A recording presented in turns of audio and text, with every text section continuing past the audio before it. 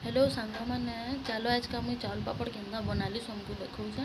तो पहला पैन के गरम करदेव तार चाउल के ग्राइंड करना भल कर पूरा अति पतला करना से गला जीरा धनिया पत्र और लुण देकर मिक्स करदेव भल भाव तारपर मुई प्रोसेसटा करते जाऊँ समस्ते देखते जाओ केन्दा केन्दा करसन से और निजे बनिकर भी खाइबे बहुत भल लगसी।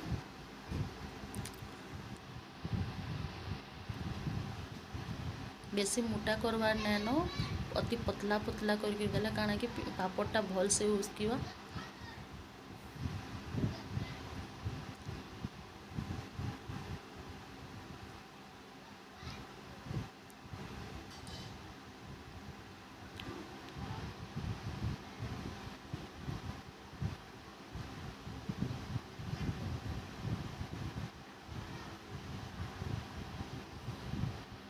देखुन कितने सुंदर है।